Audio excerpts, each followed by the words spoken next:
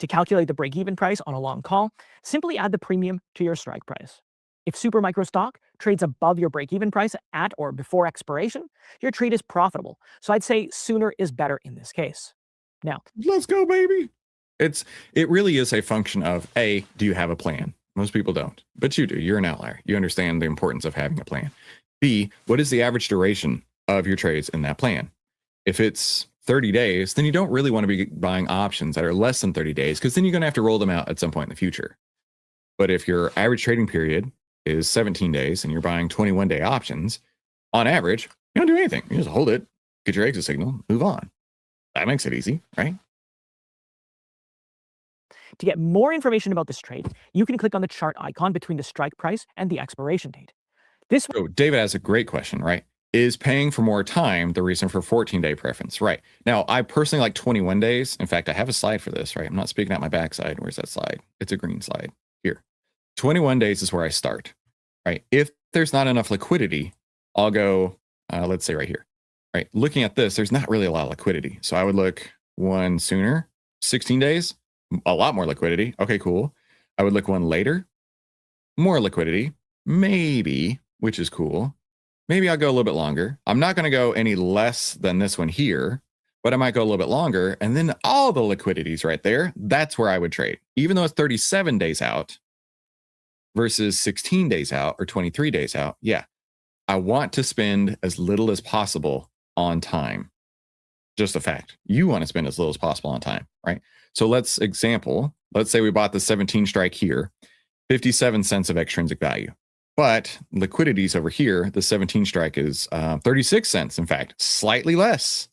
Very slightly. No. Hang on. Yeah. How about that?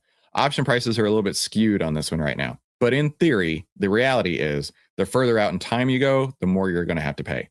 Interesting. You might get a good deal on this one. Go buy some right now. Hurry. Buy some SoFi as fast as you can. We'll pull up BarChart's new profit and loss charting tool. The first tab here is profit and loss, which outlines the details of your trade, as well as charts the potential results. You can hover your mouse over here to see the exact profit or loss points for every price point at expiration. You can also see the open interest for the trade, which is the total number of outstanding contracts currently held in the market.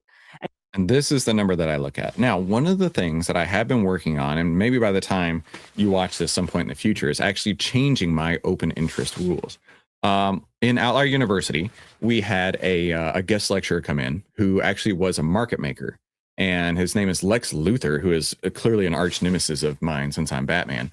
And we were having the discussion around open interest because my open interest threshold, I'd always been told go 4 to 6x the number of contracts you need. And so I just set that at like 250 as a bottom limit, right? He said, basically, they'll absorb anything. However many you want to buy, they're going to absorb it. Now, you're going to have to pay up for it. But however many you want, the market makers will absorb it. They will take the other side of the trade. That's their job. Okay. So he said, basically, what he looks for is up and down the options chain.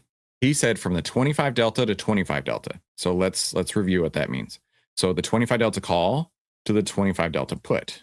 So from here to the 25 delta put, let's say it's right here. He wants to see 3 to 4 figures of open interest. Now, you don't have to look on the put side. You could actually use it on the call side. So I am working on amending my rule from the 80 delta to the 20 delta. So a little bit easier to remember. I want to see at least 3 to 4 numbers, 3 to 4 digits on open interest. All right. And then on the contract that I take, having at least 200 on the open interest. So in this case, this perfectly fits. So I could go with this one right here for liquidity, right? From the 80 to the 20, it's got all the open interest you could ever want. Now let's apply that to a different expiration here. From the 80 to the 20, it really doesn't have the most liquidity. It does have a lot of liquidity, but there are some gaps. There are some holes. So I may not take this strike or this expiration because of that. We go over here, right? This is a different example. When there are zeros like this in betwixt, lots of liquidity, these are new strikes that people just haven't got to yet. That would not bother me whatsoever. But this one, I don't know. I see a little bit of open interest here, tiny bit here, tiny bit here. Maybe, maybe not. This one, certainly not. Certainly not. I would go out to certainly not here either, right? So I would go over to here, all the liquidity I could ask for. So Totally off topic, but there you go. What's up? Hi from Greece to you, my friend. Hi from Texas. And tells you if the options trade has high liquidity. More on that later. The next tab is the Greeks, where you can see delta, theta, as well as gamma, vega, and rho. Theta is minus 1.78, so your long call will lose around 1.8 cents per day in extrinsic value, all things being equal. As the stock rises, theta will also decline. Next is the expected move tab, where it graphs the expected trading range of the stock based on 85. This is the implied volatility, not implied volatility. This is the efficient market theory right here. The efficient market theory tries to assign some sort of probability that it'll happen between, X and Y on these dates over here. Remember, anybody who tells you markets are efficient is poor. 5% of at-the-money straddle premiums.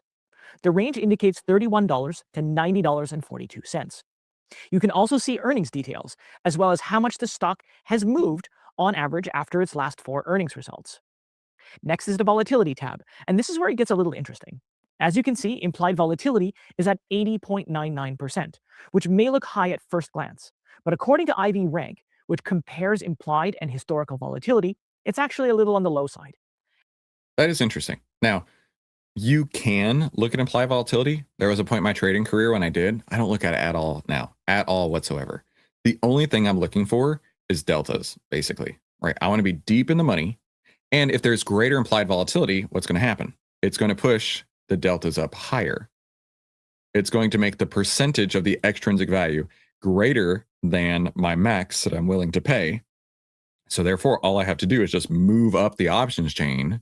If implied volatility is high, I'm going to have to pay more, and that's fine.